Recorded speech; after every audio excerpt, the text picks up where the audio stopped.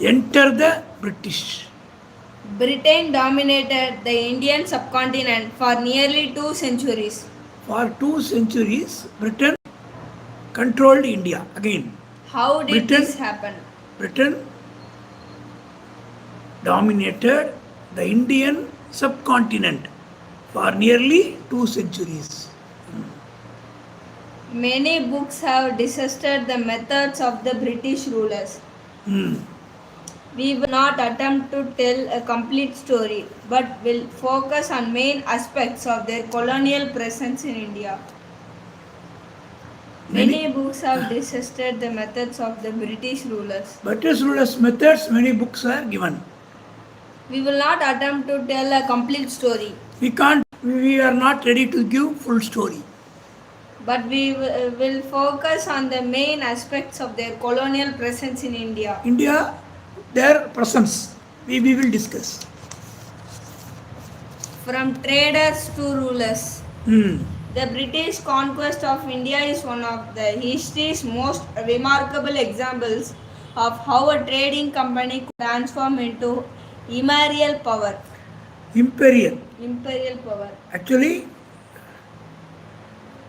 the British conquest of India is one of history's most remarkable examples. Remarkable example means it is a very good example of how a trading company is buying, selling. Could transfer into an imperial power. They got power. Unlike classical conquest, the British takeover of India was gradual, calculated, and often discussed as commercial enterprise rather than military invasion. They gradually taken over the India. The English East India Company was established as a trading company and was granted a royal charter by Queen Elizabeth I. The English East India Company here came, established as a trading company. They are only buying, selling company, and was granted royal charter by Queen Elizabeth. Okay. Which gave it special powers to raise a private army, for instance. Nevertheless, its agents initially kept up a pretense of being mere traders, which allowed them in the 17th century to establish footholds along India's coast with minimal resistance. Surat, Madras, Bombay, and Calcutta among the first.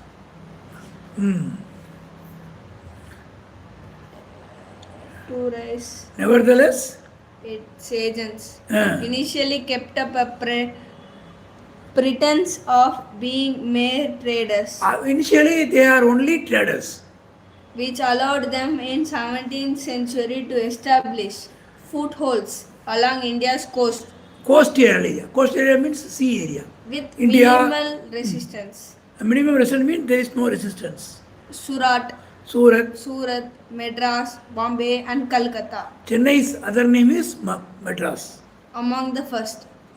Local rulers did not mind those trading posts. They never bothered. As they generally welcome foreign trade. They welcome the foreign traders.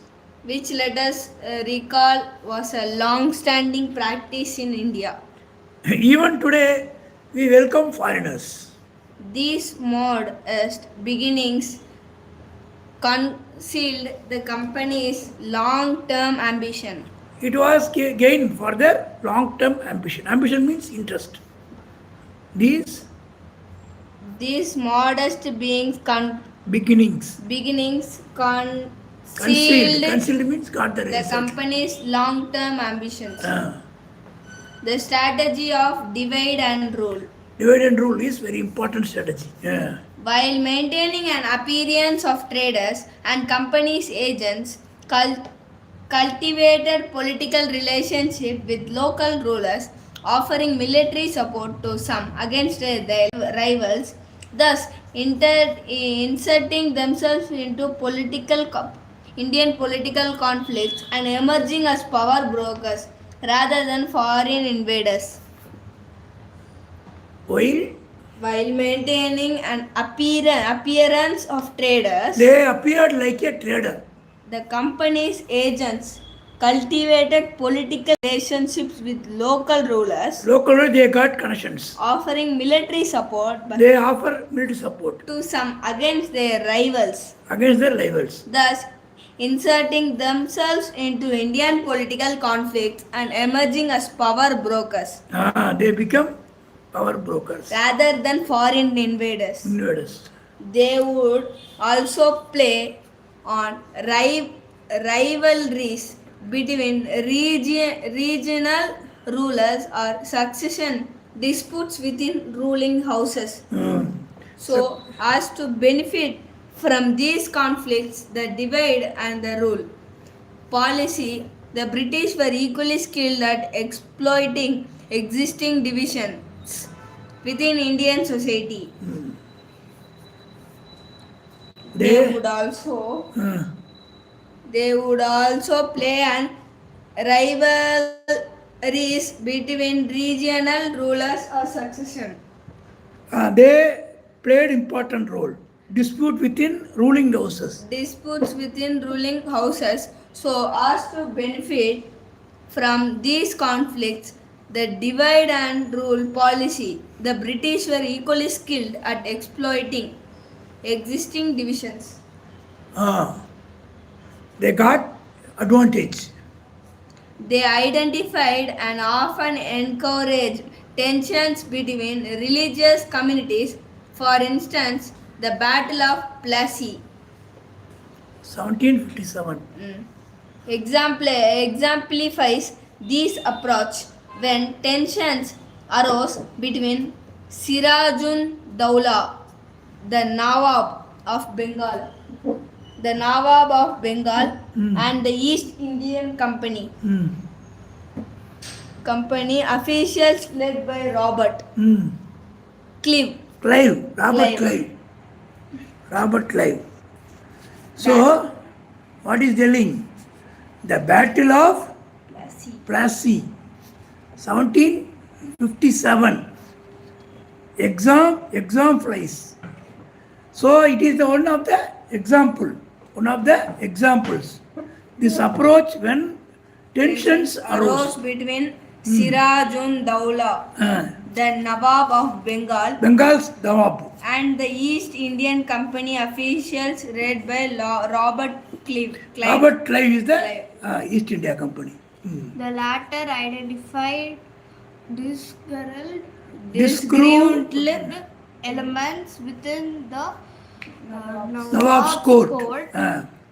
Clive hatched a conspiracy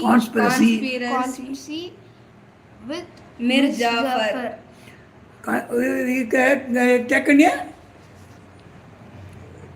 Mir Jafar, the Nawab's military commander, promising to install him as a new Nawab in exchange for his betrayal. The battle took place at Plassey. Plassey, as the British spelt it. Some 150 kilometers north of present-day Kolkata. From Kolkata, 150 kilometers. Some French forces assaulted the Nawab, but Mir Jafar's forces constituting the majority of Nawab's army stood aside, ensuring a British victory despite their small number. Even today, Mr. Jafar in India remains a synonym for traitor. Traitor.